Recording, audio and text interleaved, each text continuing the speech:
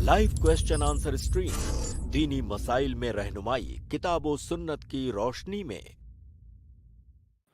अस्सलामुअलैकुम वरहमतुल्लाहि वबरकातुहू। नादरीन, आप सभी लोगों का हम खैर मकदम करते हैं i+ TV के ख़ास प्रोग्राम लाइव क्वेश्चन आंसर में। जैसा कि आप जानते हैं, इस प्रोग्राम में हम आपके सवालों की जवाबात आप तक पहुंचाने की कोशिश करते हैं और उसके साथ साथ में हम आपके सामने निकाह के मसाइल, खासकर जो निकाह के बाब में जो भी पेचीदगियाँ, जो भी चीज़ें हैं, जो इस्लामी तालीमात हैं, वो सब हम आपके सामने पेश करने की कोशिश कर रहे हैं। और समाज में जो बेहयाई, जो बुराइयां पाई जाती हैं निकाह से रिलेटेड लेकर सारी चीज़ों को लेकर के समाज में जो बुराइयां पाई जाती हैं, उसके सद्देबाब के लिए हम आपके सामने किताब व सुन्नत की रोशनी में जो तालीमात हैं उसको आप तक पहुंचाने की कोशिश करते हैं। तो आज भी हम इंशाअल्लाहुल अज़ीज़ आपके सामने निकाह से रिलेटेड कुछ बातें रखेंगे। उसके बाद आपके सवाल व जवाब पर हम आएंगे और सवाल व जवाब का सिलसिला शुरू करेंगे। इससे पहले कि हम शेख को इस्तकबाल करें, आप लोगों से हम रिक्वेस्ट करते हैं कि आप लोग इस लिंक को ज़्यादा से ज़्यादा लोगों में शेयर कर दें और अपने ग्रुप्स में, अपने फैमिली ग्रुप्स में, अपने दोस्तों में, अपने अहबाब में, अपने जो भी सोशल मीडिया हैंडल आप करते हैं, आप उन सारे सोशल नेटवर्क पर आप इस लिंक को ज़्यादा से ज़्यादा शेयर कर दें। और अगर लोग सवाल करना चाहें तो डायरेक्ट आकर के सवाल हमारे शेख मोहतरम से कर सकेंगे। तो यूट्यूब के ऊपर लिंक पिन होती है, वहाँ से आप डायरेक्ट ज्वाइन कर सकते हैं। शेख मोहतरम से डायरेक्ट आप बात कर सकते हैं और सवाल कर सकते हैं। तो आइए हम शेख का इस्तकबाल करते हैं। अस्सलामु अलैकुम वरहमतुल्लाहि वबरकातुहू। वालेकुम अस्सलाम वरहमतुल्लाहि वबरकातुहू। नाज़रीन, चंद ही मिनटों के बाद हम इंशाअल्लाह अज़ीज़ सवाल व जवाब का सिलसिला शुरू करेंगे। फिर हम आपसे रिक्वेस्ट कर रहे हैं कि आप लिंक को ज़्यादा से ज़्यादा लोगों में शेयर कर दें और अगर आपने चैनल को लाइक और सब्सक्राइब नहीं किया हो तो सब्सक्राइब कर लें। इसके लिए आपको नोटिफिकेशन वगैरह मिलती रहेगी, तो आप इंशाअल्लाह इस इल्मी गुफ्तगू से फ़ायदा उठा सकते हैं। और भी इस i+ TV पर दीगर मुख्तलिफ़ किस्म के प्रोग्राम, मुख्तलिफ़ किस्म के दीनी बातें आपके सामने पेश की जाती हैं, तो उससे भी आप महज़ूज़ हो सकते हैं, उससे भी आप फ़ायदा उठा सकते हैं। तो शेख का हम शेख से रिक्वेस्ट कर रहे हैं कि शेख इंशाअल्लाह आपके सामने कुछ तमहीदी कलिमात रखेंगे। जी शेख। बिस्मिल्लाहिर्रहमानिर्रहीम। अल्हम्दुलिल्लाहि रब्बिल आलमीन वस्सलातु वस्सलामु अला नबिय्यिना मुहम्मद व अला आलिहि व सहबिहि अजमईन, अम्मा बाद। रब्बि इश्रह ली सदरी व यस्सिर ली अमरी वहलुल उक़दतम मिन लिसानी यफ़क़हू क़ौली। मोहतरम नाज़रीन, इससे पहली मजलिस में हमारी गुफ्तगू हो रही थी उन औरतों के बारे में जिन्हें मुहर्रमात मुअक्कता कहा जाता है, यानी वो औरतें जिनसे वक्ती तौर पर हमारे लिए निकाह करना ये हराम और नाजायज़ होता है और एक वक्त गुजरने के बाद या जो रुकावट और माने पाया जा रहा है उसके ख़त्म हो जाने के बाद उनसे निकाह करना जायज़ हो जाता है।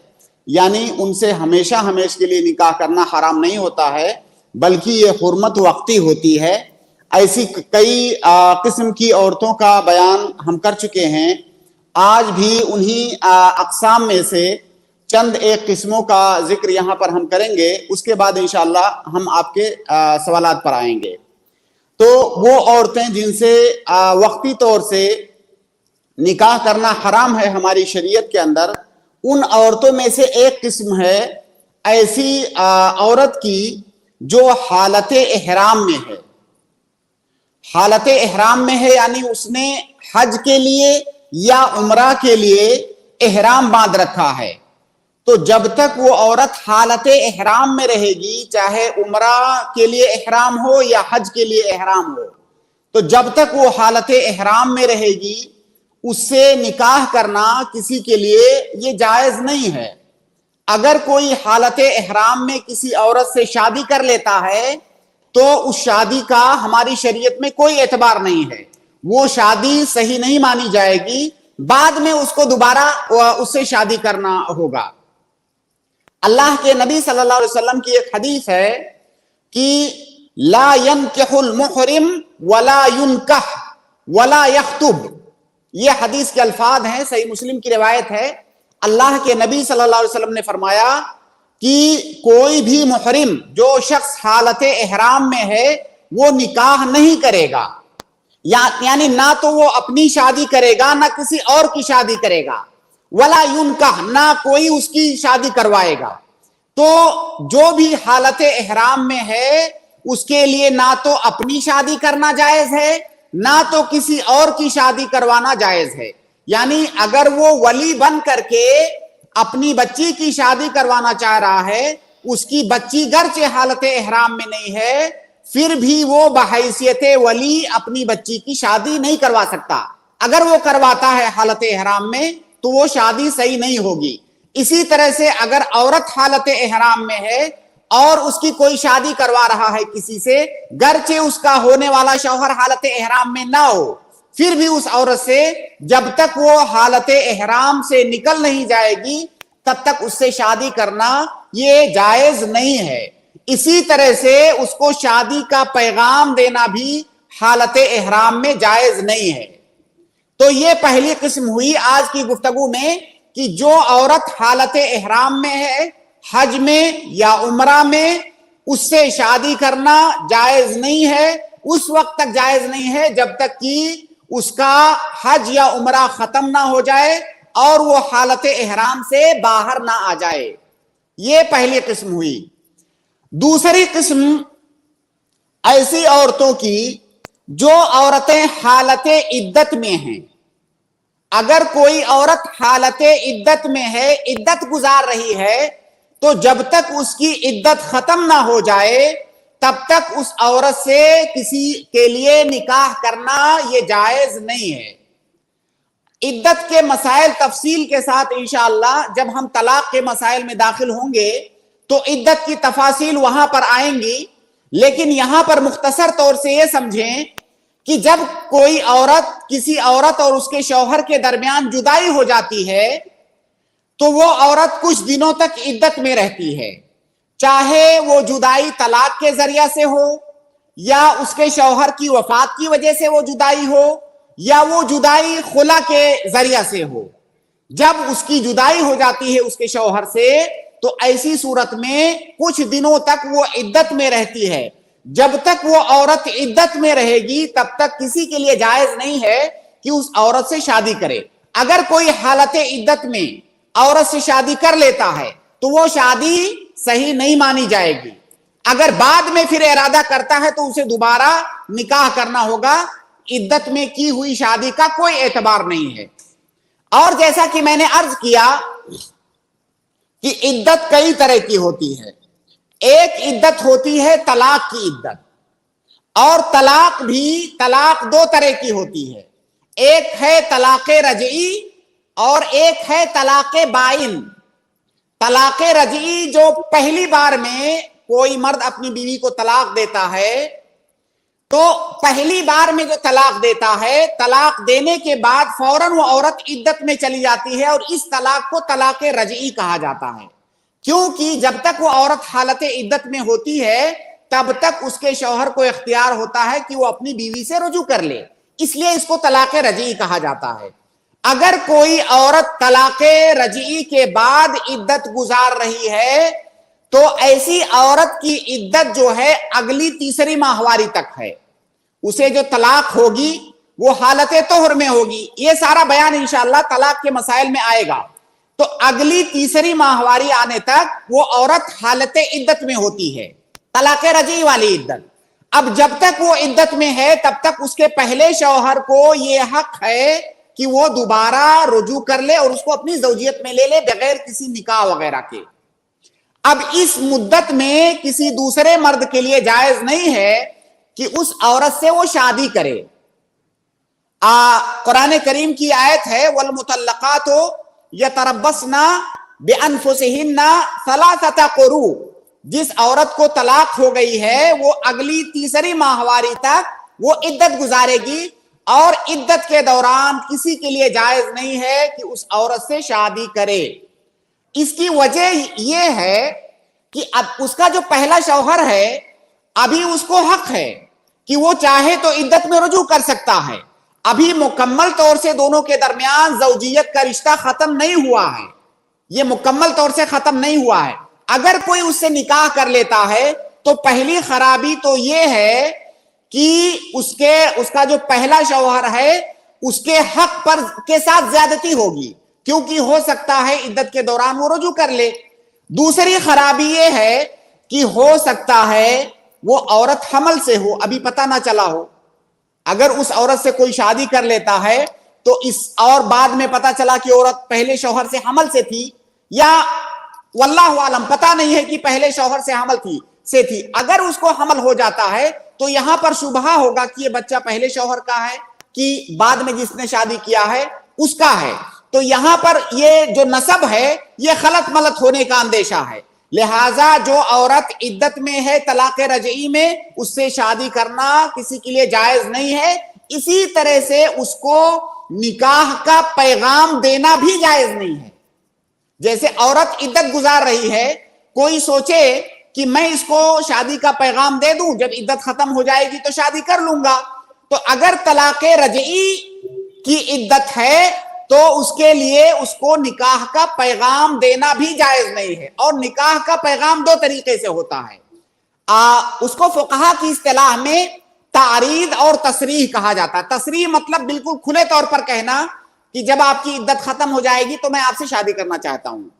اور تعریض کا مطلب ہوتا ہے کہ کوئی ایسی بات کہے جس میں دو چیزوں کا احتمال ہو, جس میں یہ احتمال بھی موجود ہو کہ وہ پیغام دے رہا ہے, جس میں یہ احتمال بھی موجود ہو کہ وہ جو ہے کوئی اور بات کہہ رہا ہے. فقہا اس کی بہت ساری مثالیں دیتے ہیں تعریض کی.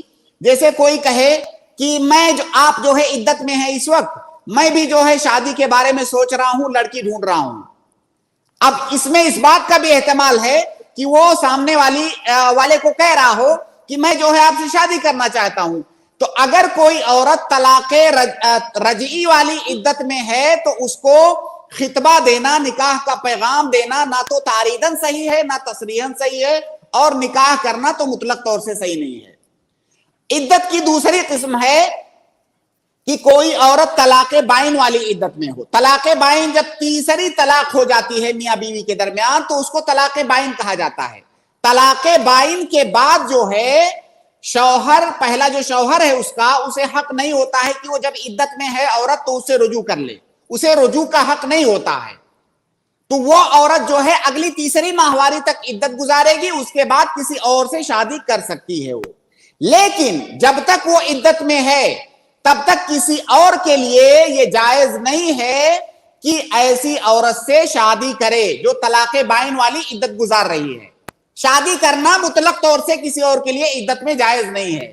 لیکن جو نکاح کا پیغام ہے تو نکاح کے پیغام کی جو دو شکلیں میں نے ذکر کیا, پہلی شکل اس میں تصریح ہے, دوسری شکل تعریض ہے. تو اگر کوئی عورت طلاق بائن والی عدت گزار رہی ہے تو ایسی عورت کو تعریض کے ساتھ یعنی اشاروں کے ساتھ شادی کا پیغام دینا یہ جائز ہے, لیکن صراحت کے ساتھ شادی کا پیغام دینا یہ جائز نہیں ہے. لیکن نکاح کرنا اس سے تو مطلق طور سے صحیح نہیں ہے. تو یہ عدت کی دوسری قسم ہوئی. عدت کی تیسری قسم یہ ہے کہ کسی عورت کے شوہر کی وفات ہو جائے, وفات کے بعد وہ 4 مہینہ 10 دن تک عدت میں رہے گی, یا اگر وہ حالت حمل سے ہے اپنے شوہر کے وفات کے وقت تو وضع حمل تک, جب تک ڈیلیوری نہیں ہو جائے گی تب تک وہ عدت میں رہے گی. اب اس دوران کسی اور مرد کے لیے جائز نہیں ہے کہ حالت عدت میں اس عورت سے شادی کرے مطلق طور سے, جب تک وہ حالت عدت میں ہے. یا تو 4 مہینہ 10 دن اس کا کمپلیٹ ہو جائے اس کے بعد شادی کر سکتا ہے, اور اگر وہ عورت حالت حمل میں تھی اپنے شوہر کی وفات کے وقت تو جب وضع حمل ہو جائے گا, ڈیلیوری ہو جائے گی, اس کے بعد وہ عدت سے نکل جائے گی, تو اس کے بعد کوئی اس سے شادی کر سکتا ہے, لیکن اس سے پہلے شادی نہیں کر سکتا. جہاں تک پیغام دینے کی بات ہے, نکاح کا پیغام, تو ایسی عورت کو اشاروں کنایوں میں شادی کا پیغام دینا جائز ہے, لیکن صراحت کے ساتھ پیغام دینا ایسی عورت کو بھی جائز نہیں ہے. قرآن کریم کی آیت ہے کہ وَلَا جُنَاحَ عَلَيْكُمْ فِي مَا أَرَّدْتُمْ بِهِ مِنْ خِطْبَةِ النِّسَاءِ أَوْ أَكْنَنْتُمْ فِي أَنفُسِكُمْ. تو اس آیت سے صراحت کے ساتھ پتہ چلتا ہے کہ اگر کوئی کسی متوفی عنہا یعنی جس کے شوہر کی وفات ہو گئی ہے اور عدت گزار رہی ہے تو حالت عدت میں تعریض کے ساتھ نکاح کا پیغام دیا جا سکتا ہے, لیکن صراحت کے ساتھ پیغام نہیں دیا جا سکتا. اور جہاں تک شادی کی بات ہے تو شادی تو مطلق طور سے ایسی عورت سے نہیں کیا جا سکتا حالت عدت میں. تو یہ عدت کی تیسری قسم ہوئی. عدت کی ایک قسم اور ہے کہ اگر کسی عورت کی جدائی اس کے شوہر سے خلا کے ذریعے سے ہوئی ہے, اگر خلا کے ذریعے سے جدائی ہوئی ہے تو ایسی عورت کی عدت جو ہے اگلی ماہواری آنے تک ہے. جب بھی خلا ہوا ہے, اس کا خلا جب بھی ہوا ہے, اس کے بعد جو اگلی ماہواری آئے گی وہ ختم ہونے تک اس کی عدت ہے. اس کو بعض علماء استبرا بھی کہتے ہیں, یعنی یہ بات کنفرم کرنا کہ کہیں ایسا تو نہیں کہ پہلے شوہر سے وہ حالت حمل میں ہو تو اگلی ماہواری آنے تک وہ جو ہے عدت گزارے گی اگر کسی عورت کا خلا ہوا ہے. تو اس دوران کوئی بھی آدمی اس سے نکاح نہیں کر سکتا اور نہ ہی اس کو شادی کا پیغام دے سکتا ہے. لیکن اگر اس کا شوہر جس سے اس کا خلا ہوا ہے, اس کا شوہر اسے پیغام دینا چاہے تو پیغام دے سکتا ہے, تعریض کے ساتھ یعنی اشاروں کنایوں میں بھی اور صراحت کے ساتھ بھی. اور شادی اس کا شوہر بھی اس حالت عدت میں نہیں کر سکتا, اس کو عدت تک انتظار کرنا ضروری ہے, اس کے بعد وہ اس سے شادی کر سکتا ہے. تو یہ عدت کی بعض اقسام ہوئی. خلاصہ یہ ہے کہ عورت اگر عدت میں ہے, چاہے طلاق والی عدت ہو یا خلا والی عدت ہو یا وفات والی عدت ہو, حالت عدت میں کسی عورت سے نکاح کرنا یہ مطلق طور سے صحیح نہیں ہے. اگر کوئی نکاح کرتا ہے تو یہ حرام ہے, وہ نکاح صحیح نہیں ہوگا. جب اس عورت کی عدت ختم ہو جائے گی تب اس سے نکاح کرنا یہ جائز ہوگا. اور اسی لیے ہم اس کو محرمات مؤقتہ میں اس کا شمار کرتے ہیں, یعنی اس عورت سے شادی کرنا وقتی طور سے حرام ہے, عدت ختم ہونے کے بعد اس سے شادی کرنا یہ جائز ہو جائے گا. شکراً, جزاک اللہ خیر, بارک اللہ فیک شیخ. بہت اہم گفتگو, بہت قیمتی نصیحتیں کہ محرمات مؤقتہ وہ عورتیں جن سے وقتی طور پر سے نکاح کرنا حرام ہے ان کا ذکر آپ نے کیا, اور عدت کے کچھ مسائل جس میں نکاح کرنا جائز نہیں ہے, درست نہیں ہوگا, چاہے وہ نکاح کا پیغام ہو, چاہے وہ تعریض کے طور پر ہو, چاہے وہ تصریح کے طور پر ہو. تو ان سارے مسائل میں آپ نے ذکر کیا. لوگوں کے لیے چاہیے کہ لوگ اس کو سنیں, بغور سنیں اور اس کو سمجھنے کی کوشش کریں اور اپنی زندگی میں اس کو نافذ کرنے کی کوشش کریں کہ جب بھی ایسے مواقع آئیں, جب بھی ایسا کوئی وقت آئے کہ ان ساری چیزوں کا خیال کر رکھیں اور یہ جو اسلامی تعلیمات ہیں اس پر چلنے کی کوشش کریں گے. تو آئیے ہم سوال و جواب کا سلسلہ شروع کرتے ہیں. ایک بار پھر آپ سے ریکویسٹ کرتے ہیں کہ آپ لوگ لنک کو زیادہ سے زیادہ شیئر کر دیں. جو لوگ کمنٹ باکس میں آ کر کے کمنٹ کر رہے ہیں, چیٹ کر رہے ہیں, اگر یہاں پر سوال کر رہے ہیں تو میں ان سے گزارش کروں گا کہ لنک پن کر دی گئی ہے, آپ ڈائریکٹ یہاں سے جوائن کریں اور جوائن ہو کر کے شیخ محترم سے سوال کر سکتے ہیں. تو میں سب سے پہلے حمزہ بھائی کو ایڈ کر رہا ہوں, اگر آپ سن پا رہے ہیں تو پلیز انمیوٹ کر کے اپنا سوال پوچھیں. السلام علیکم شیخ. وعلیکم السلام ورحمۃ اللہ وبرکاتہ. شیخ, پوری دنیا میں مسلمانوں پہ ظلم ہو رہا ہے, تو ایک عالم نے بولا تھا کہ ہم لوگ پولیٹیکل باتیں نہیں کریں, تو ہم لوگ انڈیویجول لیول پہ کیا کریں ان کے لیے, اور وہ لوگ جو پھنسے ہوئے وہ کیا کریں, اور اگر ایک آدمی امیر ہے تو اس کی ذمہ داری بڑھ جاتی ہے, یا ایک آدمی اگر پولیٹیکل رسوخ رکھتا ہے تو اس کی ذمہ داری بن جاتی ہے, اور ایک آدمی اگر غریب ہے تو اس کی ذمہ داری کیسے ہوگی؟ دیکھیے, ہم لوگ یہاں پر اپنے اس پروگرام میں عام آدمیوں کی باتیں ہم کر سکتے ہیں, پولیٹیکل اور سیاسی لوگوں کی باتیں ہم نہیں کر سکتے, اور مجھے لگتا بھی نہیں ہے کہ ہماری باتیں ان تک پہنچتی ہوں گی.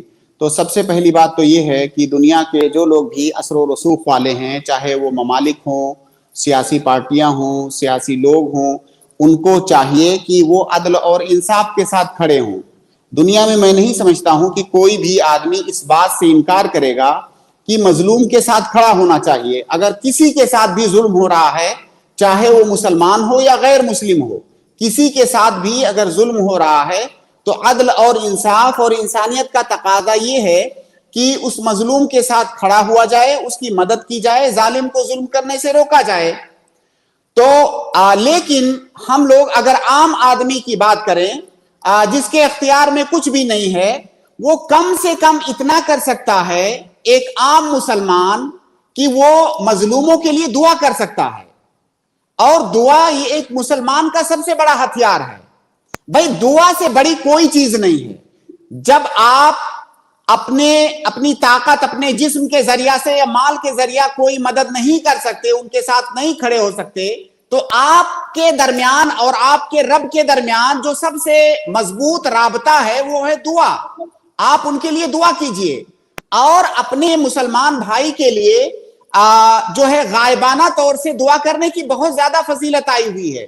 اللہ کے نبی صلی اللہ علیہ وسلم کی ایک حدیث ہے کہ جب کوئی مسلمان اپنے مسلمان بھائی کے لیے عن ظہر الغیب یعنی غائبانہ طور سے دعا کرتا ہے تو اللہ رب العالمین ایک فرشتے کو مکلف کرتا ہے کہ وہ فرشتہ ساتھ ساتھ میں یہ بولتا ہے کہ اللہ تعالیٰ اس نے اپنے بھائی کے لیے جو خیر کی دعا کی ہے وہ خیر اس کو بھی عطا فرما. تو یہ بہت بڑی فضیلت ہے, یہ غائبانہ دعا کرنے کی فضیلت ہے. تو ہم اپنے بھائیوں کے لیے جو دنیا کے کسی بھی حصے میں کسی بھی کونے میں مظلوم ہے, پریشان ہے, وہ پریشانیاں کسی بھی نوعیت کی ہوں تو ہمیں دعا کرنی چاہیے. اور اگر ہم کچھ نہیں کر سکتے تو ہمارے ہاتھ میں اتنا تو ہے کہ ہم ان کے لیے دعا کریں, ہم ان کے لیے قنوت نازلہ پڑھیں, قنوت نازلہ کا اہتمام کریں مساجد میں, ہم انفرادی طور سے ان کے لیے نمازوں میں دعا کریں. یہ چیز تو ہمارے اختیار میں ہے. تو میں سمجھتا ہوں اس وقت ہم لوگوں کے جو حالات ہیں یا جو چیز ہمارے اختیار اور ہمارے ہاتھ میں ہے وہ یہ ہے کہ ہم اللہ رب العالمین سے دعا کریں, کثرت کے ساتھ ان کے لیے دعا کریں. جی شکراً. قنوت نازلہ اگر مسجد میں نہیں ہو رہی ہے تو ہم لوگ سیپریٹ پڑھ سکتے ہیں کیا نماز میں؟ بالکل. نازلہ کا طریقہ بھی بتا دیں تو بہت. دیکھیے قنوت نازلہ یہ دعا کرنے کی ایک کیفیت ہے, ایک طریقہ ہے. اللہ کے نبی صلی اللہ علیہ وسلم کی ایک حدیث ہے کہ جو ہے تقریباً 70 صحابہ کرام کو ایک قبیلے والے تھے, بنو سلیم غالباً تھا, ریل, ذکوان اور سیہ, حدیث کے اندر یہ الفاظ ہیں. تو وہ لوگ اللہ کے نبی صلی اللہ علیہ وسلم کے پاس سے بعض صحابہ کرام کو بلا کر لے گئے کہ ہمیں دین کی باتیں سکھائیں گے. راستے میں لے جا کر کے ان صحابہ کرام کو تقریباً 70 کی تعداد تھی ان کی, سب کو قتل کر دیا. تو اللہ کے نبی صلی اللہ علیہ وسلم نے ان پر 1 مہینے تک بد دعا کیا. اللہ کے نبی صلی اللہ علیہ وسلم نمازوں میں 5 نمازوں میں اللہ کے نبی صلی اللہ علیہ وسلم سے ان کے لیے بد دعا کرنا ثابت ہے اور 1 مہینے تک آپ نے مسلسل کیا. اس کو قنوت نازلہ کہتے ہیں. نازلہ مطلب ہوتا ہے, عربی کا یہ لفظ ہے نازلہ. نازلہ مطلب ہوتا ہے کوئی بڑی مصیبت جو ہمارے اوپر نازل ہو اس کو نازلہ کہا جاتا ہے. تو یہ ایک بہت بڑی مصیبت تھی جو مسلمانوں پر آئی تھی. تو اللہ کے نبی صلی اللہ علیہ وسلم نے ان ظالموں پر 1 مہینے تک بد دعا کیا. اور اس کا طریقہ یہ ہے کہ فرض نمازوں میں جب آخری رکعت ہو جب رکوع سے آپ کھڑے ہوں تو اس کے بعد امام دعا کرے اور اس کے ہاتھ اٹھا کر کے اور اس کے پیچھے جو لوگ نماز پڑھ رہے ہیں اس کی دعا پر وہ آمین بولیں. تو اللہ کے نبی صلی اللہ علیہ وسلم کا یہ طریقہ ہے. تو کوئی بھی ایسی مصیبت جو عام مسلمانوں پر آئے تو ان کے لیے قنوت نازلہ کا اہتمام کرنا اللہ کے نبی صلی اللہ علیہ وسلم کی سنت ہے. اسی طرح سے بعض احادیث کے اندر آیا ہے کہ مکہ کے اندر جو مسلمان جو ہے مسکین اور کمزور مسلمان پھنسے ہوئے تھے اور مکہ کے کفار کے ظلم و ستم کے شکار تھے, اللہ کے نبی صلی اللہ علیہ وسلم نے ان کے لیے بھی قنوت نازلہ کا اہتمام کیا. تو یہ اللہ کے نبی صلی اللہ علیہ وسلم کی سنت ہے. ایک تو ہمیں سنت کو زندہ کرنا چاہیے, دوسرا ہمارے مسلمان بھائی جو مظلوم ہیں, پریشان حال ہیں, ہمیں ان کے لیے دعا کرنا چاہیے اور جو ظالم ہیں ان پر بد دعا کرنی چاہیے. تو نمازوں میں مساجد میں مسلمانوں کو اس بات کا اہتمام کرنا چاہیے. 5 نمازوں میں یا جس نماز میں بھی ہمیں توفیق ہو, میسر ہو, اس میں دعا کرنا چاہیے آخری رکعت میں جب رکوع سے اٹھنے کے بعد اجتماعی طور سے. جی فرض نماز ایک منٹ شیخ, فرض نماز تو مسجد میں ہی ہوتی ہے, اگر وہ نہیں پڑھا رہے تو ہم لوگ کیا نفل میں پڑھ سکتے ہیں قنوت نازلہ؟ نہیں, نفل نماز میں قنوت نازلہ پڑھنے کا کوئی ثبوت نہیں ہے, فرض نمازوں میں. اچھا ٹھیک ہے شیخ, تو یعنی دعا ہی کر سکتے ہیں ہم لوگ یعنی. اب اگر اور کوئی طریقہ ہو تو آپ بتائیں ہمیں. نہیں شیخ, نہیں ہے شیخ. نہیں, امام کو آپ مکلف کریں, وہاں کے جو مسجد میں آپ نماز پڑھتے ہیں وہاں کے امام کو مکلف کریں, بتائیں ان کو, بتائیں کہ یہ سنت بھی ہے اور ضرورت بھی ہے, پڑھنے کی ضرورت ہے, تو وہ لوگ اس کے حالات کو دیکھتے ہوئے انتظام کریں گے اس کا انشاءاللہ. اور ایک بات اور بھی دھیان رکھیں کہ جو قنوت نازلہ ہے نا, بہت سارے لوگ قنوت نازلہ کے لیے کچھ خاص قسم کے الفاظ والی دعائیں ذکر کرتے ہیں. ایسی بات نہیں ہے. دیکھیے قنوت نازلہ کسی مصیبت کے وقت پڑھی جاتی ہے تو ظاہر ہے مصیبتیں الگ الگ ہوتی ہیں, تو جو حالات ہیں جو آپ کو دعا کرنی ہے اس اعتبار سے آپ کو دعا کا اختیار کرنا ہے. ایسا نہیں کہ کچھ خاص قسم کے الفاظ ہیں انہی کو ہمیشہ پڑھنا ہے. آپ حالات کے اعتبار سے, پریشانی, مسائل اور مصیبت کے اعتبار سے دعا کا جو ہے اختیار کریں, انتخاب کریں الفاظ کا. جی حمزہ بھائی, امید ہے کہ آپ کے سوال کا جواب ہو گیا. جزاک اللہ خیر. جی السلام علیکم. یونس ابن رحمہ, جی میں نے آپ کو ایڈ کیا ہے, اگر آپ سن پا رہے ہیں تو پلیز انمیوٹ کر کے اپنا سوال پوچھیں. السلام علیکم ورحمۃ اللہ وبرکاتہ شیخ.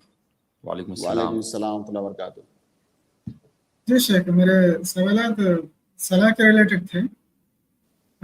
شیخ, پہلے تشہد میں نبی پر سلام بھیجنا سنت عمل ہے یا غیر سنت عمل ہے؟ اور فجر صلاۃ میں دوسری رکعت میں جب ہم دوسری رکعت میں تشہد کے لیے بیٹھتے ہیں تو ہمیں افتراش میں بیٹھنا ہے یا پھر تورک پوزیشن میں بیٹھنا ہے؟ جزاک اللہ. دیکھیے, پہلے تشہد میں ہمیں افتراش کرنا ہے, تورک نہیں کرنا ہے.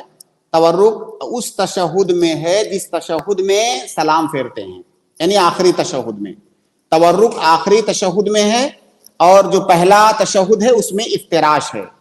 اور آپ نے کہا کہ پہلے تشہد میں تحیات کے بعد کیا اللہ کے نبی صلی اللہ علیہ وسلم پر درود و سلام بھیجنا یہ سنت ہے یا نہیں, یہ مسئلہ اختلافی ہے. جمہور اہل علم کی رائے یہ ہے کہ پہلے تشہد میں صرف تحیات پڑھیں گے, درود نہیں پڑھیں گے. لیکن بعض علماء نے درود کا بھی ذکر کیا ہے, تو میں سمجھتا ہوں اس میں تشدد کی ضرورت نہیں ہے. اگر کوئی آدمی اس پر بھی عمل کر, جیسے شیخ ابن باز ہیں غالباً, مجھے یاد آ رہا ہے کہ انہوں نے بھی درود کا ذکر کیا ہے. لیکن جمہور اہل علم کی رائے یہی ہے کہ صرف تحیات پڑھیں گے.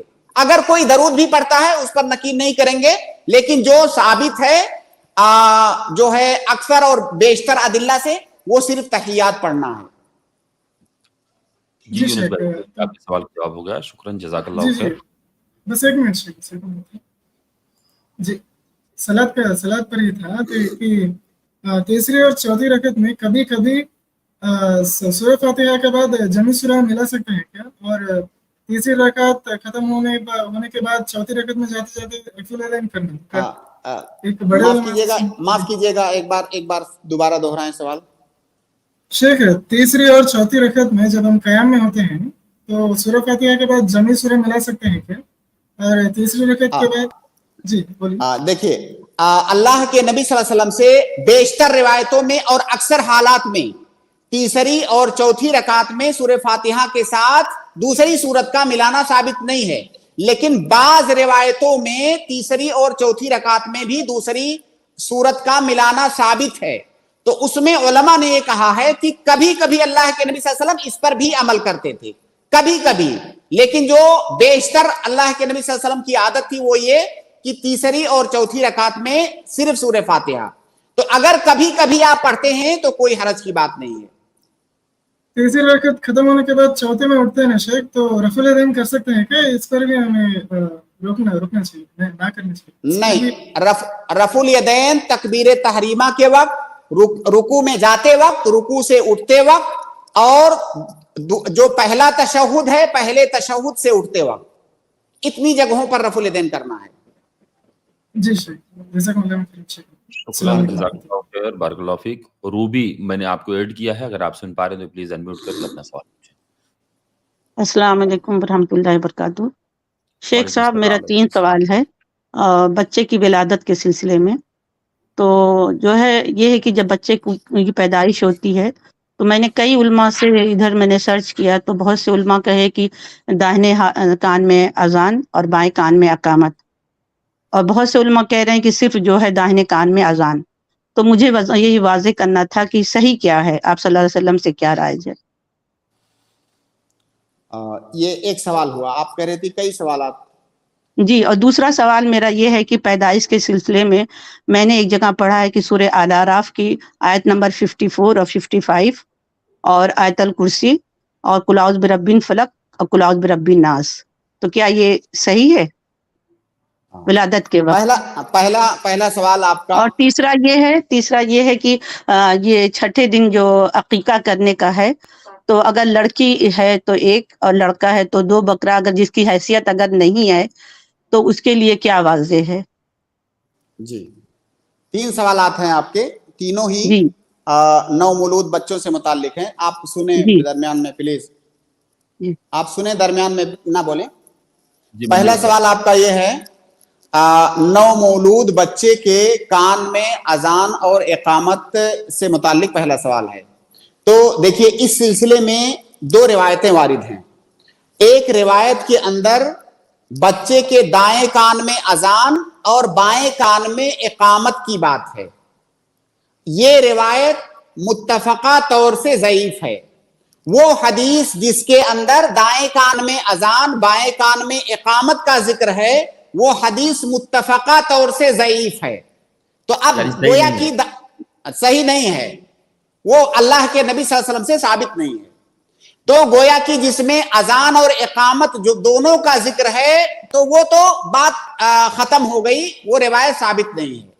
दूसरी रिवायत है जिसमें सिर्फ दाएं कान में अजान का जिक्र आया है। इस रिवायत के सिलसिले में उलमा के दरमियान, मुहद्दिसीन के दरमियान इख्तिलाफ है कि ये रिवायत अल्लाह के नबी सल्लल्लाहु अलैहि वसल्लम से साबित है कि नहीं है। बाज मुहद्दिसीन ने इसको साबित माना है, लेकिन बेशतर मुहद्दिसीन ने इस रिवायत को भी साबित नहीं माना है। और सही बात भी यही है, जैसा कि शेख अल्बानी जो इस जमाने के बहुत बड़े मुहद्दिस हैं, उनकी जो तहकीक है वो ये कि इस सिलसिले में कोई भी रिवायत अल्लाह के नबी सल्लल्लाहु अलैहि वसल्लम से साबित नहीं है। नवमौलूद के कान में अजान या इकामत के सिलसिले में कोई भी हदीस अल्लाह के नबी सल्लल्लाहु अलैहि वसल्लम से साबित नहीं है। लिहाजा नवमौलूद के कान में अजान या इकामत नहीं कही जाएगी। ये आपके पहले सवाल का जवाब। दूसरा सवाल आपका है कि डिलीवरी के वक्त आपने कुरान करीम की सूरह आराफ गालिबन या बाज आयतों के पढ़ने का जो के बारे में सवाल किया है। तो ऐसी कोई भी रिवायत साबित नहीं है कि जब डिलीवरी हो रही हो तो औरत को या किसी दूसरे को जो है कुरान की कुछ मखसूस आयतें पढ़नी है। बिल्कुल नहीं, ऐसी कोई भी रिवायत साबित नहीं है। बल्कि मेरे इल्म में ऐसी कोई ज़ईफ रिवायत भी नहीं है। अगर कोई रिवायत होगी भी तो वो जो है ज़ईफ और मौजू रिवायत होगी। बहरहाल ये चीज साबित नहीं है अल्लाह के नबी सल्लल्लाहु अलैहि वसल्लम की सुन्नत से। तीसरा सवाल आपका है कि बच्चे के अकीके से मुताल्लिक आपने कहा छठे दिन, तो वो छठे दिन नहीं है, गलती से आपने शायद छठा दिन बोल दिया, वो 7वां दिन है। बच्चे की जब विलादत हो, जिस दिन विलादत हो उसके 7वें दिन अकीका करना ये सुन्नत मुअक्कदा है। जैसे अगर बच्चे की विलादत, मान लीजिए आज संडे है, अगर संडे को बच्चे की विलादत हुई है तो अगले सैटरडे को, अगले शनिचर को 7वां दिन होगा, उस दिन उसका अकीका करना ये सुन्नत है। अगर लड़का है तो 2 बकरी या बकरा अकीका करेंगे उसकी तरफ से, और अगर लड़की है तो 1 बकरा या 1 बकरी अकीका करेंगे। और ये बात ज़हन में रखें कि अकीका करना सही कौल के मुताबिक सुन्नत मुअक्कदा है। आपने कहा कि अगर किसी की हैसियत नहीं है तो क्या करे। अगर मान लीजिए किसी के यहाँ लड़के की विलादत हुई है और उसकी हैसियत 1 बकरा करने की है, 2 की नहीं है, तो वो 1 बकरा जो है अकीका करेगा। क्योंकि हमारी शरीयत में किसी को उसकी इस्तेताअत से ज्यादा मुकल्लफ नहीं किया जाता है। तो 1 बकरे की अगर उसकी इस्तेताअत है तो 1 ही बकरा कर दे। अगर 1 की भी इस्तेताअत नहीं है तो कोई बात नहीं है। जाहिर है अगर उसकी इस्तेताअत नहीं है तो हम ये थोड़ी कहेंगे कि जो है उसने अकीका ना करके कोई गलत काम किया, उसकी इस्तेताअत ही नहीं है। और वैसे भी अकीका करना सुन्नत मुअक्कदा है। तो अगर किसी की इस्तेताअत नहीं है तो ना करे। अगर किसी की सिर्फ 1 बकरे की इस्तेताअत है तो वो 1 बकरा ही उसकी जानिब से अकीका कर दे, लड़के की जानिब से। एक कायदा है हमारी शरीयत में कि अल मैसूर ला यस्कुतु बिल मासूर। इसका मतलब यह है कि जैसे हमारी शरीयत ने अगर कोई चीज हमसे तलब किया और उस चीज का बाज हिस्सा हम कर सकते हैं और बाज हिस्सा नहीं कर सकते, तो जितना कर सकते हैं कम से कम हमें उतना करना है। जो नहीं कर सकते उसकी बात छोड़ दीजिए। तो अगर कोई आदमी 1 बकरी ज़बा कर सकता है लड़के के अकीके में, दूसरा नहीं कर सकता, तो हम ये नहीं कहेंगे कि वो कुछ भी नहीं करेगा। जो 1 कर सकता है उसको करेगा। اور اگر وہ کچھ نہیں کر سکتا تو کوئی بات نہیں ہے. جی بہن، امید ہے کہ آپ کے تینوں سوال کے جواب ہو گیا. جزاک اللہ خیر. آپ نے جزاک اللہ خیر. قل اللہ احد اور سورہ اخلاص، سورہ ناس وغیرہ کا بھی ذکر کیا. جیسے سورہ اعراف کے بارے میں شیخ نے کہا وہی حکم سورہ اخلاص اور سورہ ناس اور فلق کا بھی آپ نے جو ذکر کیا اس کا بھی وہی حکم ہوگا. جی شیخ. جی بالکل. شکراً، جزاک اللہ خیر. نکاحت فاطمہ جی، میں نے آپ کو ایڈ کیا ہے، اگر آپ سن پا رہے ہیں تو پلیز انمیوٹ کر کے اپنا سوال پوچھیں.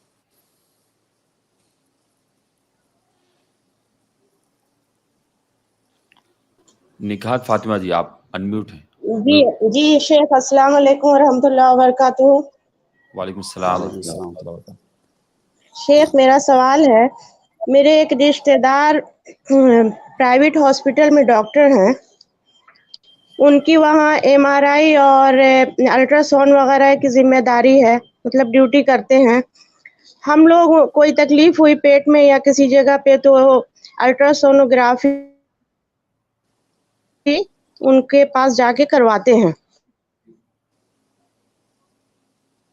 آپ کی آواز نہیں آ رہی ہم لوگوں کو، آپ کی آواز بریک ہو گئی. ابھی تاکہ بیماری ہم لوگوں کو پتہ چل جائے، لیکن اس کی کوئی پیمنٹ جی وہ پیسہ بھی لیتے بھی نہیں ہیں، اور مطلب یہ کہ اس کا رپورٹ وغیرہ بھی نہیں دیتے ہیں، صرف مشین سے وہ ٹیسٹ کر دیتے ہیں کہ ہاں کچھ ہے کہ نہیں ہے. تو کیا ہم لوگ ان سے یہ ایم آر آئی یا الٹرا سونوگرافی کروا کے اپنے جانچ کو اطمینان کرنے کے لیے صرف رپورٹ تو نہیں دیں گے، وہ رپورٹ اگر لینا ہوگا تو پیمنٹ کرنا ہوگا، تو کیا ہم لوگ ان سے یہ کام کرواتے رہتے ہیں تو کیا یہ جائز ہے یا وہ ہم لوگوں کو نہیں کروانا چاہیے؟ اگر وہ کسی ہاسپٹل میں کسی دوسرے کے ہاسپٹل میں جاب کرتے ہیں، چاہے دوسرے کا وہ جو ہاسپٹل ہے سرکاری ہو یا وہ پرائیویٹ ہو، سرکاری بھی ہو سکتا ہے پرائیویٹ بھی ہو سکتا ہے، تو اگر کسی اور کے ہاسپٹل میں وہ بطور ملازم وہ جاب کرتے ہیں تو یہ دیکھا جائے گا کہ جو ہاسپٹل کا مالک ہے کیا اس نے انہیں اجازت دے رکھا ہے کہ اگر کسی کی ایم آر آئی یا کسی کا الٹرا ساؤنڈ آپ کر کے اس کو رپورٹ نہ دیں تو آپ کو اجازت ہے کہ آپ کر سکتے ہو بغیر پیسے کے، یا آپ کے جو رشتہ دار یا گھر والے ہیں بغیر رپورٹ کے آپ اگر ان کا کام کر رہے ہیں تو پیسہ مت لیجئے، اجازت ہے آپ کو. اگر ایسی اجازت ہے تب تو صحیح ہے، اور اگر ایسی اجازت نہیں ہے ہاسپٹل کی جانب سے تو یہ سراسر خیانت ہے، یہ امانت کے اندر سراسر خیانت ہے. جی بات مکمل سنیے. اور میں نہیں سمجھتا ہوں کہ کوئی ہاسپٹل والا چاہے پرائیویٹ ہو یا سرکاری ہو، اگر اس میں فیس لگتی ہے، کہ کوئی ہاسپٹل والا یہ اجازت دے گا کہ کوئی مریض آئے آپ اس کو چیک کر کے اس کو رپورٹ زبانی بتا دیجئے اور جو ہے اس سے پیسہ مت لیجئے. میں نہیں سمجھتا ہوں کہ ایسی اجازت ہوگی. بہرحال یہ بات آپ کنفرم کر لیجئے کہ کیا ان کو ہاسپٹل کی طرف سے ایسا کرنے کی اجازت ہے.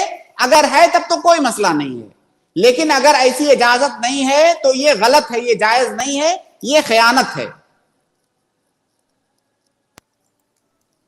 جی بہن. تو ہم لوگ جو پہلے کروا چکے ہیں بارہا، اس کا طریقہ یہ ہے، ہاں جی آپ جتنی بار کروائی ہیں آپ ان سے کہیے کہ اس کا بل بنا کر کے، وہ جو ہاسپٹل ہے ہاسپٹل کا بل بنا کر کے آپ اس کو پے کر دیجئے، ہاسپٹل میں لے جا کر کے وہ جمع کر دیں. نہیں وہ تو نہ ہی رپورٹ نکلا اور نہ ہی اس کا جو پلیٹ ہے وہ بھی نکلا، صرف وہ تو صرف بیڈ پہ لٹا کے وہ مشین سے وہ دیکھ لیے کمپیوٹر میں کہ ہاں یہ اسٹون وغیرہ نہیں ہے یا کوئی ایسی گڑبڑی نہیں ہے، بس وہی اتنا ہی کیے وہ. اچھا شیخ، بس کچھ ایسے لوگوں کو فیسلٹیز ہوتی ہے، مطلب آپ اپنے ریلیشن میں اور اپنی فیملیز کے لیے آپ اس ساری چیزیں کر سکتے ہیں، ایسا مطلب فیسلٹی رہتی ہے. اسی لیے ہاں شیخ قاسم، اسی لیے میں نے اس پر مطلق کوئی حکم نہیں لگایا.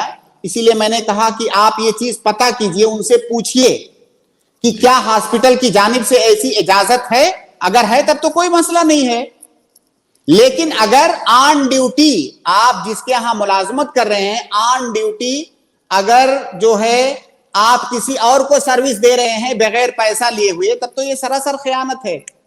جی انہوں نے چاہے رپورٹ دیا ہو نہ دیا ہو, ان سے آپ کنفرم کر سکتی ہیں کہ کیا آپ کے ہاسپٹل میں ایسی اجازت ہے, یہ جو کام آپ نے کیا ہے لیگل ہے یا انلیگل ہے, ان کو بخوبی پتا ہوگا.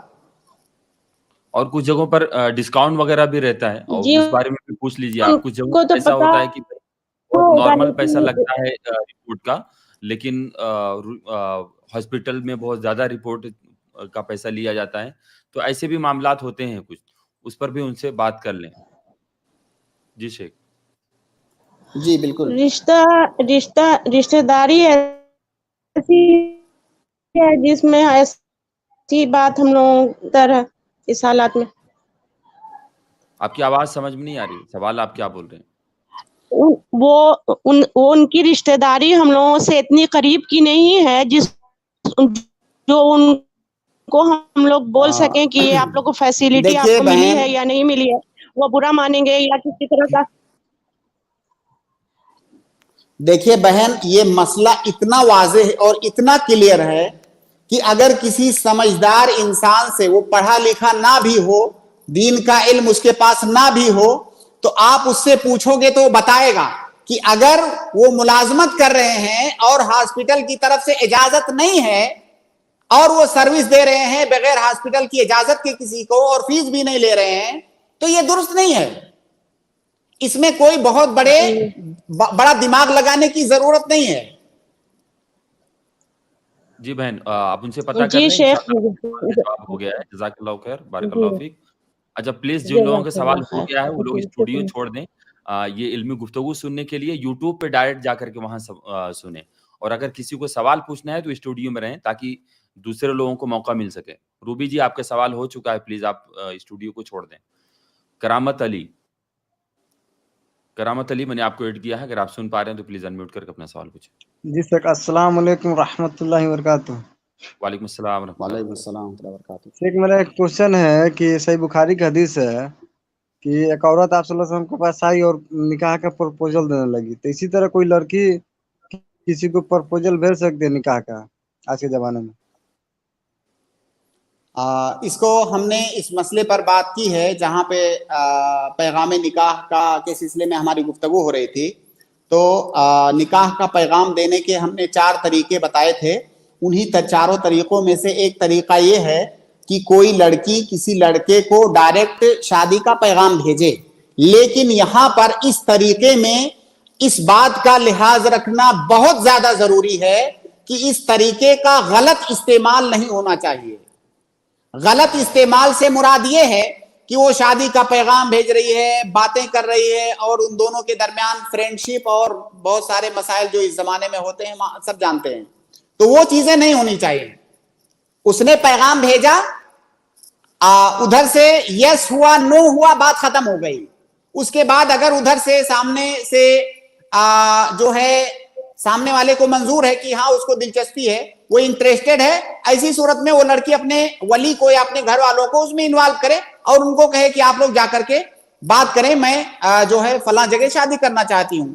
لیکن اگر ذرا سا بھی اس میں کسی فتنے کا خوف ہے تو ہم کہیں گے کہ نہیں, لڑکی کی جانب سے اقدام نہیں ہونا چاہیے. اور اس زمانے میں جو صورتحال ہے, میں نہیں سمجھتا ہوں کہ یہ طریقہ اس زمانے کے صورتحال کو دیکھتے ہوئے مناسب ہے. لیکن بہرحال یہ ایک شرعی حکم ہے جس کا جاننا ضروری ہے کہ لڑکی کی طرف سے بھی شادی کا پیغام دیا جا سکتا ہے اگر کسی طرح کی کہ کسی فتنے کا خوف نہ ہو تو. جی کرامت علی جی, آپ کے سوال کا جواب ہو گیا, شکراً, جی جزاک سر, اللہ سمجھ خیر. گئے. جی جزاک اللہ خیر. مشتاق مستان جی, میں نے آپ کو ایڈ کیا ہے, اگر آپ سن پا رہے ہیں تو پلیز انمیوٹ کر کے اپنا سوال پوچھیں. جی السلام علیکم شیخ. وعلیکم السلام. میرا پہلا سوال تو یہ ہے کہ معراج کا واقعہ کے اوپر شیخ توصیف الرحمان شیخ ڈاکٹر طاہر القادری کو رپلائی دیتے ہیں کہ اللہ کے رسول کے بارے میں وہ ایسا کہتے تھے کہ اللہ کے نبی عرش پر گئے, عرش کو چھوڑ کے بھی, اور کچھ مقام لامقام وہاں گئے, پھر دونوں ایک ہو گئے. تو اس کے اوپر وہ سوال کرتے, رپلائی ماشاء اللہ اچھا دیتے. تو میرا اس کے تعلق سے یہ سوال تھا کہ عرش کو چھوڑ کر جو لابق ہے وہ کیا ہے؟ مطلب میں نے تو عقیدے میں یہی پڑھا تھا کہ فائنل مقام अर्श है जिसके ऊपर अल्लाह की जात मुस्तवी है? पहला सवाल है शेख। देखिए, जो पहली बात आपने जिक्र की कि अल्लाह के नबी सल्लल्लाहु अलैहि वसल्लम जब मेराज में गए तो बाज लोग, आपने एक नाम भी लिया, बाज लोग ये कहते हैं कि अल्लाह के नबी सल्लल्लाहु अलैहि वसल्लम अल्लाह ताला से ऐसा मिले कि दोनों एक हो गए। इस अकीदे को जो है वहदतुल वजूद का अकीदा कहा जाता है, हुलूल का अकीदा और वहदतुल वजूद का अकीदा। इसका मतलब आसान जबान में ये है कि अल्लाह ताला दुनिया की हर चीज के अंदर हुलूल किया हुआ, हर चीज के अंदर दाखिल है। नऊज़ बिल्लाह मिन ज़ालिक, जैसे ये पेन है, अल्लाह ताला इसमें भी है। कोई दुनिया की हर शय में अल्लाह ताला है। नऊज़ बिल्लाह मिन ज़ालिक, यहां तक कि गंदी जगहें जो हैं वहां पर भी अल्लाह ताला है। ये अकीदा है बाज लोगों का। एक मुसलमान अपने दिल से पूछे कि क्या उसको ये बात गवारा है कि अल्लाह के बारे में, इस कायनात के खालिक और रब के बारे में ये अकीदा रखे कि वो हर शय के अंदर है? ये क्या अल्लाह ताला की तौहीन नहीं है? अल्लाह ताला खालिक है, दुनिया की और सारी चीजें मखलूक हैं, वो एक कैसे हो सकती हैं? ये तो गैर मुस्लिमों का अकीदा है कि जो है अल्लाह ताला या जो भी वो अल्लाह को जो भी नाम देते हैं, अपने खालिक को, अपने माबूद को जो भी नाम देते हैं, वो कहते हैं कि हर शय के अंदर खुदा है। ये तो उनका अकीदा है। हमारा अकीदा ये है कि अल्लाह रब्बुल आलमीन मखलूक से मुनफसिल है, अल्लाह रब्बुल आलमीन की जात मखलूक से मुनफसिल है। तो ये एक कुफरिया अकीदा है, ये कुफरिया अकीदा है, बहुत ही घिनौना अकीदा है ये मानना कि अल्लाह रब्बुल आलमीन हर चीज के अंदर हुलूल किए हुए है या दुनिया की जो भी चीज है सब में अल्लाह ताला है। नऊज़ बिल्लाह मिन ज़ालिक, ये एक कुफरिया अकीदा है। जी शेख, मेरा सवाल ये था कि अर्श को छोड़कर लामका ये क्या यह वाक़ियतन कुरान में इसका कोई जिक्र भाई लामका कहाँ है? कहाँ लामका का लफ्ज कहाँ पे आया हुआ है? कुरान में जगह जगह अल्लाह ताला कहता है कि अल्लाह ताला अर्श पर मुस्तवी है। अर्रहमानु अलल अर्श इस्तवा सुम्मा इस्तवा अलल अर्श, अल्लाह ताला अर्श पर मुस्तवी है। अब कैसे मुस्तवी है? अल्लाह ने कहा अल्लाह ताला अर्श पे मुस्तवी है। हम बतौरे मुसलमान ये मानते हैं अल्लाह ताला अर्श पे मुस्तवी है। कैसा मुस्तवी है, कैफियत क्या है, उसकी हैयत क्या है, हमें नहीं बताया गया, हमें उससे डिस्कस नहीं है। ईमान लाना है, बस हमें ईमान लाना है भाई। हमारी जी मेरा सवाल ये था कि एक्चुअली कि अल्लाह के सिफात में अल्लाह की पिंडली का भी जिक्र है, क्या ये सही है? मतलब हाँ जी, बिल्कुल जिक्र है। हाँ बिल्कुल, वो हदीस सही है, अल्लाह की पिंडली का जिक्र है, वो हदीस सही है। अब लेकिन यहां पर ये ध्यान में रखें कि अल्लाह के जो सिफात भी सही नुसूस से साबित हैं, हम उन सिफात को उनके हकीकी मानों में मानेंगे, लेकिन उसकी कैफियत के बारे में हम बहस नहीं करेंगे, क्योंकि हमें उसकी कैफियत नहीं बताई गई। वो कैसा है, हाँ उसकी कैफियत क्या है हमें नहीं पता है।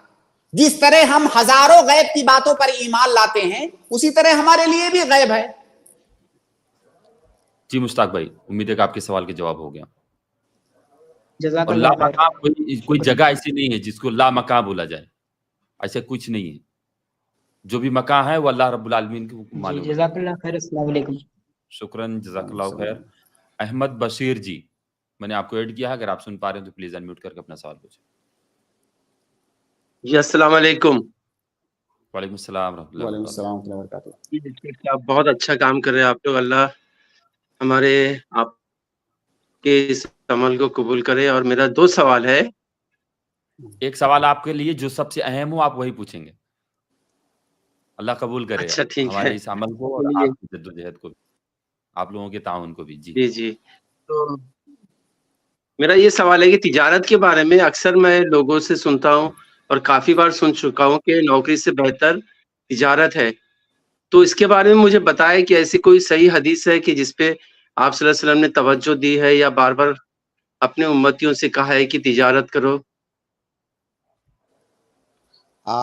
देखिए, तिजारत करना भी जायज है, उसका हुक्म शरीयत ने दिया है। अल्लाह के नबी सल्लल्लाहु अलैहि वसल्लम ने कि जो हदीसें हैं तिजारत के सिलसिले में, तिजारत के जो मसाइल अल्लाह के नबी सल्लल्लाहु अलैहि वसल्लम के सामने आते थे, अल्लाह के नबी सल्लल्लाहु अलैहि वसल्लम के सहाबे किराम आपके सामने तिजारत करते थे, उसके अहकाम अल्लाह के नबी सल्लल्लाहु अलैहि वसल्लम बताते थे, وہ ساری حدیثوں سے تجارت کرنے کی مشروعیت ثابت ہوتی ہے. اللہ کے نبی صلی اللہ علیہ وسلم کی ایک حدیث ہے کہ جو امانت دار تاجر ہوگا وہ جنت میں کس کے ساتھ ہوگا؟ انبیاء کے ساتھ، شہداء کے ساتھ، صدیقین کے ساتھ، صالحین کے ساتھ. امانت دار تجارت. تو یہ تجارت کی اور تاجر کی فضیلت ہے کہ نہیں ہے؟ لیکن اس کے ساتھ ساتھ میں جب وہ امانت دار تاجر ہوگا تب تو تجارت کرنے کی فضیلت ہے.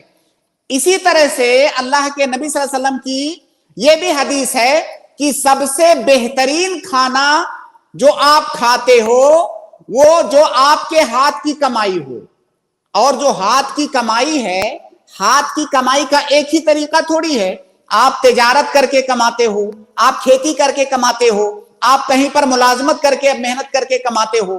تو جو آپ کے ہاتھ کی کمائی ہے وہ سب سے بہتر روزی ہے، سب سے بہتر رزق ہے آپ کے لیے. اور اس کے طریقے مختلف ہو سکتے ہیں. تو ہر آدمی کے لیے الگ الگ طریقہ جو ہے بہتر ہو سکتا ہے. اس میں ایسا نہیں ہے. یہ ایک مسئلہ ہے، علماء نے اس مسئلے پر بحث کیا ہے، فقہاء نے، کہ سب سے اچھا کام کیا ہے. بعض علماء کی رائے یہ ہے کہ سب سے اچھا کام تجارت ہے. بعض علماء کی رائے یہ ہے کہ سب سے اچھا کام زراعت ہے. حالانکہ ہاں کھیتی کرنا. تو حالانکہ اس پر کوئی صریح دلیل موجود نہیں ہے، سبوں نے استنباط کیا ہے، اس کی حکمتیں بتائی ہیں. جیسے جو لوگ کھیتی کو کہتے ہیں کہ سب سے بہترین کام ہے، سب سے مبارک اور افضل کام ہے، ان کی دلیل ایک مجھے یاد آ رہی ہے. وہ کہتے ہیں کہ جب آدمی کھیتی کرتا ہے تو کھیتی میں ظاہر ہے فصل اگاتا ہے، اس فصل سے اس کو بھی فائدہ ہوتا ہے. اس فصل سے صرف انسانوں کو نہیں بلکہ جانوروں کو فائدہ ہوتا ہے، چرند پرند سب کو فائدہ ہوتا ہے. تو اس کا جو فائدہ ہے وہ بہت عام ہوتا ہے، اس لیے وہ زیادہ بہتر ہے. تو بہرحال یہ چیز ایسا کسی صریح دلیل کے ساتھ ثابت نہیں ہے، لیکن صحیح بات یہ ہے کہ ہر انسان جس ماحول میں وہ رہتا ہے وہاں پر اس کے لیے کیا مناسب ہے وہ کام کرنا اس کے لیے افضل ہے. بس کوئی بھی کام آدمی کرے ایمانداری اور امانت داری اور صداقت کے ساتھ کرے. اس کے اندر کوئی ایسا کام نہ کی ملاوٹ نہ کرے جو کہ شریعت کے مخالف ہو. تو ہر کام بہتر ہے. جی احمد بشیر بھائی. جی جزاک اللہ خیر. ایک چھوٹا سا سوال پوچھ سکتا ہوں اگر آپ اجازت دیں؟ آپ کل آئیں انشاءاللہ، ہم شروع سے سوال جواب کا سلسلہ شروع کریں گے. آپ کل پوچھ سکتے ہیں. ہمارا پروگرام کا وقت ختم ہو رہا ہے، 2-4 لوگ ہیں ہم ان کو ایڈ کرنا چاہتے ہیں. گیسٹ جی میں نے آپ کو ایڈ کیا ہے، اگر آپ سن پا رہے ہیں تو پلیز انمیوٹ کر کے اپنا سوال پوچھیں. السلام علیکم ورحمۃ اللہ وبرکاتہ. شیخ وعلیکم السلام. جی آپ شیخ، میرے ایک واحد ہندو دوست ہے، سلیم الفطرت لگتا ہے مجھے. حالیہ جو اسرائیل فلسطین کا لڑائی شروع ہوئی تو اس نے میسج کیا تھا کہ عرب دیش کو مل کر جو ہے اس بار حملہ کرنا چاہیے اور جو زمین ان سے ہتھیا لی گئی ہے واپس لینا چاہیے. تو میں کچھ سٹیٹمنٹ دیا تھا جس کی میں وضاحت چاہتا ہوں کہ کیا میں نے صحیح چیز ان کو پہنچائی، اور میں نے کہا تھا کہ میں کسی شیخ سے پتہ کروں گا. تو سوال یہ ہے کہ میں نے کہہ دیا کہ اسلامی رولنگ کے حساب سے خروج کرنا اس وقت جائز ہوگا جب کسی اسلامی حاکم کے اندر میں کیا جائے، ورنہ یہ حماس ٹیررسٹ آرگنائزیشن ہے جس کو شروعات میں یو ایس اور اسرائیل نے سپورٹ کیا تھا. اور اس نے کہا تھا کہ غلامی والی زندگی کا اسلام میں کیا نظریہ ہے. تو میں نے کہا تھا کہ اگر کوئی گھر میں آپ کے کوئی آرمڈ فورس گھر میں گھس جائے، اب بیوی کے ساتھ بچوں کے ساتھ مار کاٹ کرے، بلاತ್ಕಾರ کرے، تو اس جگہ آپ کا حق ہے کہ آپ اسے لڑے، بھلے آپ مر جائیں. ورنہ اگر آپ کو اجازت ہے کہ آپ کو عبادت کرنے دیا جا رہا ہے اور بھلے آپ کو دبایا جا رہا ہے، اکا دکا لگاتار موت مار دیا جا رہا ہے، تب بھی آپ خاموش رہے، اس لیے کہ آپ ریٹیلیشن اگر آپ کریں گے تو آپ اس کا صلاحیت نہیں رکھتے ہیں. تو اس کے اوپر وضاحت چاہیے تھا، کیونکہ میں نے کہا کہ جب تک عبادت کرنے دیا جا رہا ہے تب آپ برداشت کریں، اور اگر نہیں اور شرک پہ مجبور کیا جا رہا ہے اس طرح سے، تبھی آپ کو اجازت ہے کہ آپ ان کے خلاف خروج کریں، بھلے اس میں آپ کی موت ہو جائے. تو اس پہ تھوڑا وضاحت کر دیجیے. دیکھیے آپ نے کئی سارے مسائل ہیں جن کو جو ایک ساتھ خلط ملط ہو رہے ہیں آپ کی گفتگو میں. کئی باتیں اس میں ایسی ہیں جن کا تعلق سیاسیات سے ہے، اور ہم نہیں چاہیں گے کہ ہمارا یہ جو پروگرام خالص فقہی اور دینی ہے اس میں ہم سیاسیات میں داخل ہوں، اس پر بحث کریں. ایک دو باتیں ہیں جو آپ نے کہی، میں اس کی وضاحت کر دوں. آپ نے ایک بات یہ کہا کہ اگر کوئی مسلمان حاکم ہے تو اس پر خروج کرنا یہ جائز نہیں ہے. یہ اہل سنت والجماعت کا عقیدہ ہے. یہ آپ کی بات بالکل صحیح ہے. اگر کوئی مسلمان, میں نے یہ نہیں کہا تھا, میں نے کہا تھا کہ اگر کسی مسلم حاکم کے طرف سے مطلب مل کر کیا جا رہا ہے کسی کے نہیں سنیے, دیکھیے ایک یہ جو خروج کا مسئلہ ہے, خروج کا مسئلہ آپ جہاں بھی پائیں گے وہ مسلمان حاکم کے سلسلے میں ہے. اس پر خروج کرنا جائز نہیں ہے جب تک مکمل صریح کفر اس کے اندر نہ پایا جائے. آپ نے جو بات کہی ہے شاید اس کا تعلق جہاد سے ہے. کسی ملک سے جہاد کرنا کسی مسلمان حاکم کے جھنڈے کے تلے رہ کر کے کرنا ہے. ایسا نہیں کہ تنہا جا کر کے ایک جماعت بنا کر کے حملہ کر دیے. یہ بات آپ کی صحیح ہے. ہاں, اگر کسی کے خلاف آپ جہاد کرنا چاہتے ہیں تو آپ کا ایک قائد ہونا چاہیے مسلمان, اس کے جھنڈے تلے رہ کر کے کرنا. یہ اہل سنت والجماعت کا عقیدہ ہے. باقی آپ نے ایک بات یہ کی کہ اگر کوئی مسلمان اپنا اور اپنے مال و جائیداد کا, اپنے بیوی بچوں کا, اپنی عزت و ناموس کا دفاع کرتے ہوئے وہ لڑتا ہے اور مر جاتا ہے تو ایسا آدمی شہید ہے, جیسا کہ اللہ کے نبی صلی اللہ علیہ وسلم کی حدیث ہے. باقی جو حالیہ مسئلہ چل رہا ہے اسرائیل اور فلسطین کا, دنیا کے اندر کوئی بھی ایسا آدمی پڑھا لکھا جو ہے جسے سیاست سے یا عالمی سیاست سے دلچسپی ہے یا جس کو ہسٹری کا, تاریخ کا علم ہے, ہر آدمی سمجھ سکتا ہے جو غیر جانبدار ہو کر سوچے گا کہ فلسطینی مظلوم ہیں اور اسرائیلی غاصب ہیں, وہ صہیونی غاصب ہیں.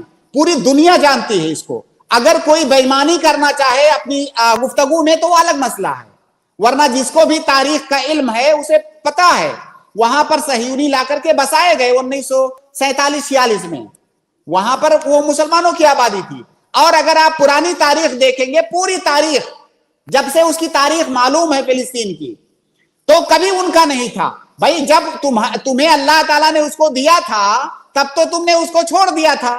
مسلمان اس پر آباد ہوئے, مسلمانوں نے اس کو آباد کیا, اور تم نے غصب کر کے اس کو لے لیا, وہ تمہارا کیسے ہو جائے گا؟ تو اس میں تو یہ بات کہنے میں کوئی ہچکچاہٹ نہیں ہونی چاہیے کسی بھی حق گو آدمی کو کہ اسرائیل غاصب ہے. اسرائیل غاصب ہے, اسرائیل ظالم ہے, فلسطینی مظلوم ہیں, اور ہر انصاف پسند آدمی کو فلسطینیوں کے ساتھ کھڑا ہونا چاہیے. لیکن مسئلہ وہی ہے کہ ہم اور آپ جیسے عام لوگ کیا کر سکتے ہیں اس میں. تو جیسا کہ شروع میں ایک سوال آیا تھا, اس کے جواب میں ہم نے کہا کہ ہر مسلمان کو اس وقت, ہر مسلمان کا یہ دینی اور اسلامی فریضہ ہے کہ اسے اپنے مظلوم بھائیوں کے لیے دعا کرنا چاہیے. اور دیکھیے جب فتنہ اٹھتا ہے تو کئی مسائل ایسے ہوتے ہیں جس کو ایک عام آدمی یا جو ان مسائل سے دور رہ رہا ہے اس کو پتہ بھی نہیں چلے گا سچائی کیا ہے, اندر ہو کیا رہا ہے. اور حقیقت میں اس وقت صورتحال یہی ہے, بہت سارے مسائل غیر واضح ہیں, بہت سارے احتمالات ہیں, ایسا ہو سکتا ہے, یہ ہو سکتا ہے, یہ جو کچھ ہو رہا ہے اس کا سبب یہ ہے یا یہ ہے.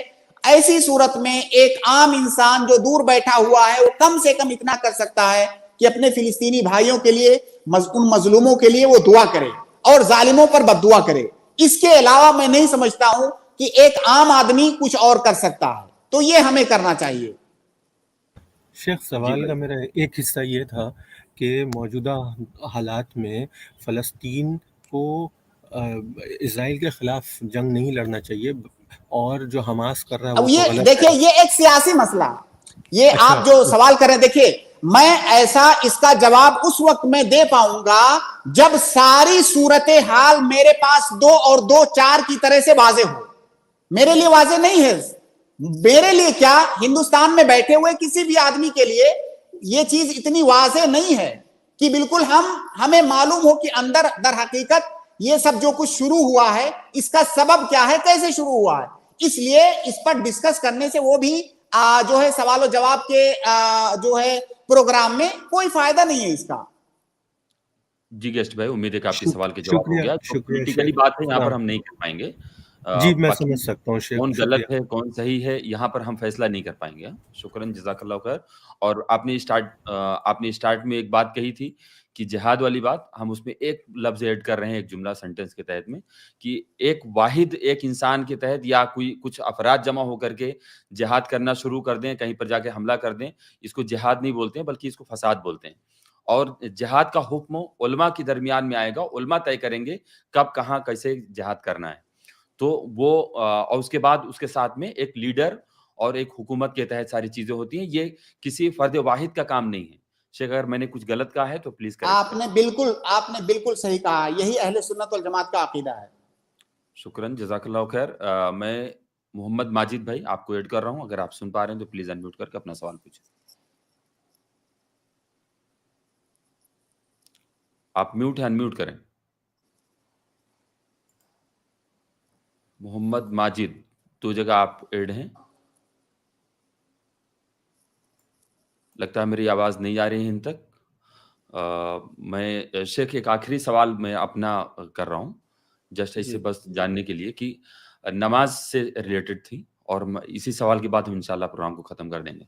अच्छा, नमाज का हुक्म ये है कि नमाज किसी भी हालत में माफ नहीं है, तो क्या नमाज किसी भी हालत में, कोई ऐसी एक हालत है जिसमें छोड़ी जा सकती है?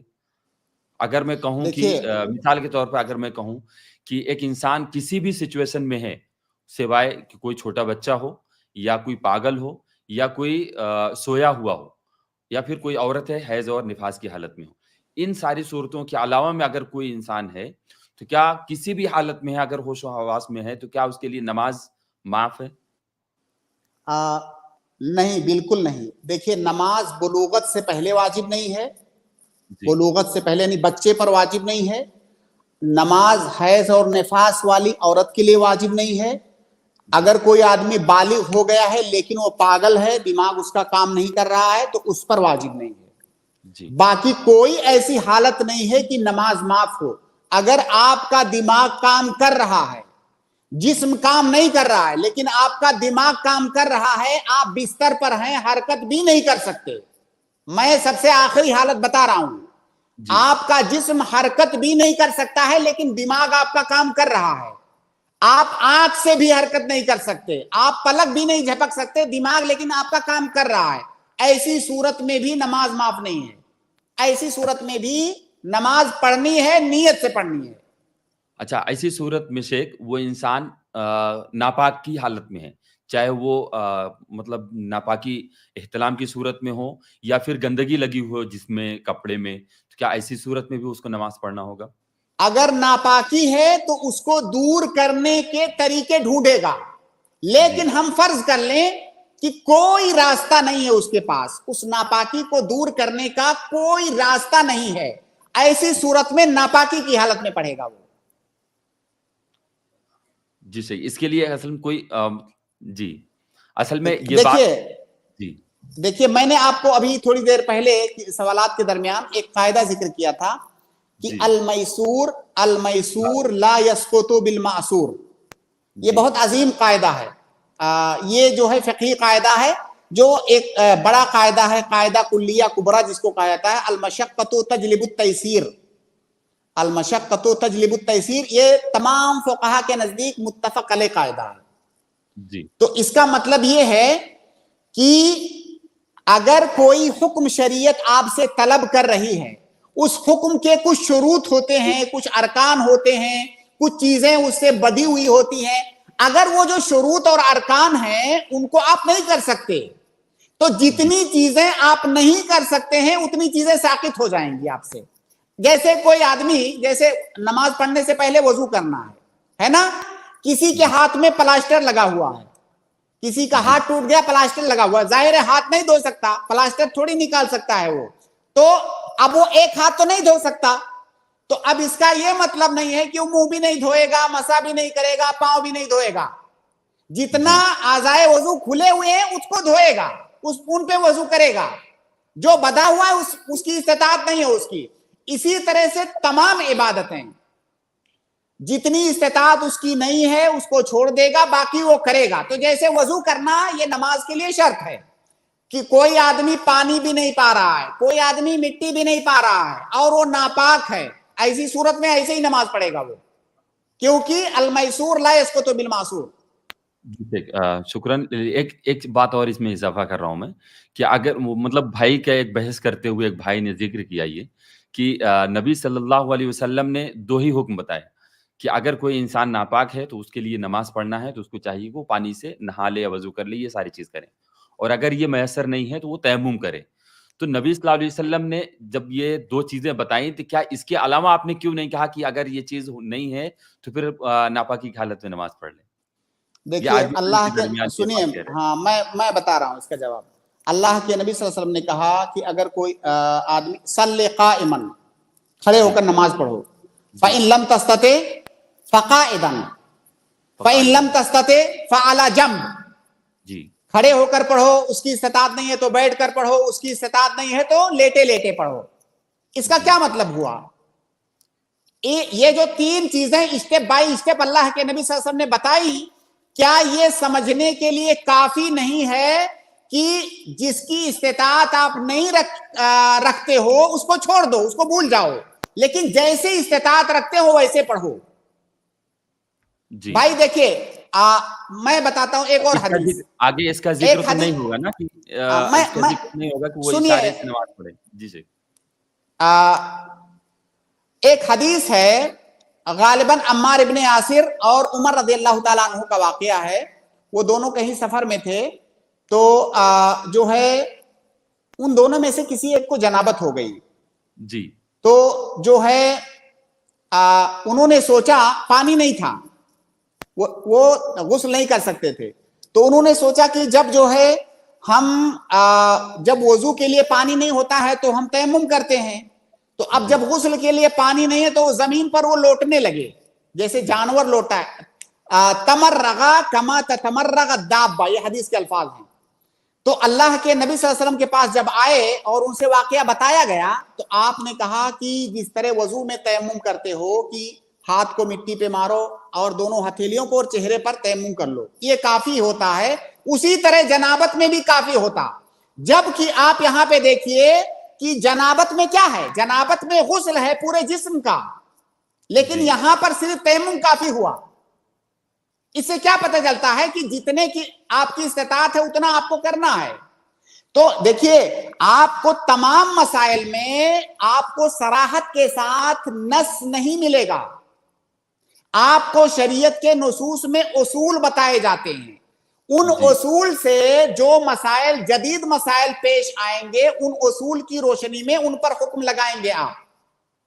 ठीक है भाई, जी, शरीयत में ये तो नहीं बताया गया कि ट्रेन में नमाज कैसे पढ़ो, ये बताया गया कि सवारी पर, ऊंट पर बैठे हो, सवारी पर बैठे हो जानवर पे, तो नमाज कैसे पढ़ो।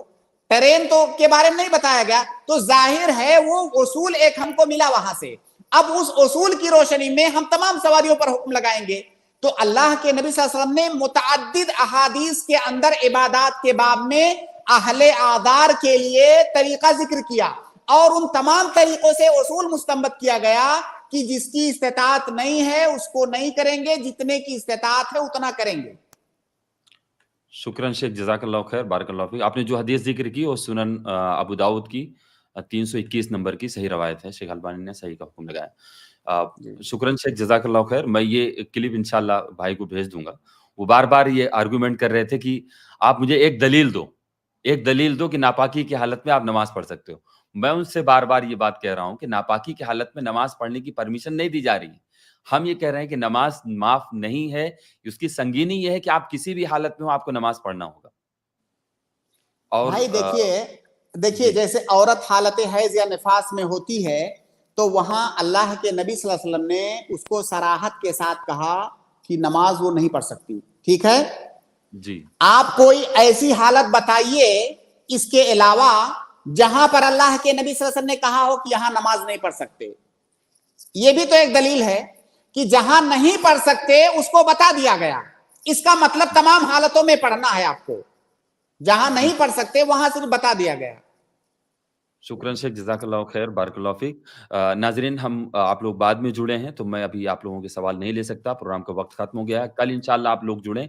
अगर मुमकिन रहा तो हम लोग इंशाअल्लाह ओपनिंग कमेंट्स नहीं लेंगे, सीधा आप लोगों के सवालों पर आएँगे। हम जो लोग अभी वेट कर रहे हैं, हम उनसे माज़रत चाहते हैं। آپ باقی مزید سوال نہیں لے سکتے ہیں. ہم آپ تمام لوگوں کا شکریہ ادا کرتے ہیں کہ آپ لوگ ہمارے پروگرام سے جڑتے ہیں اور اس کو لائک کرتے ہیں, پسند کرتے ہیں اور لوگوں میں شیئر کرتے ہیں, اس علمی گفتگو سے فائدہ اٹھاتے ہیں. شیخ کا شکریہ ادا کرتے ہیں کہ شیخ اپنا قیمتی وقت دے کر کے ہم تمام ناظرین کے سوالوں کے جواب دیتے ہیں اور اپنی قیمتی نصیحتوں سے ہم تمام لوگوں کو محظوظ کرتے ہیں, اور الحمدللہ ہم لوگوں کو اس سے بہت فائدہ ہو رہا ہے. اللہ رب العالمین سے ہم دعا گو ہیں, بار الہ ہم تمام لوگوں کو اس پر عمل کرنے کی توفیق عطا فرما, کہنے سننے سے زیادہ عمل کرنے کی توفیق عطا فرما, اور شیخ کے عمر میں اللہ آپ کی صحت میں, آپ کی تمام چیزوں میں برکت عطا فرمائے. آمین. جزاک اللہ خیر, بارک اللہ فیک. ہم ملیں گے کل کی اسٹریم میں انشاءاللہ. السلام علیکم ورحمۃ اللہ وبرکاتہ.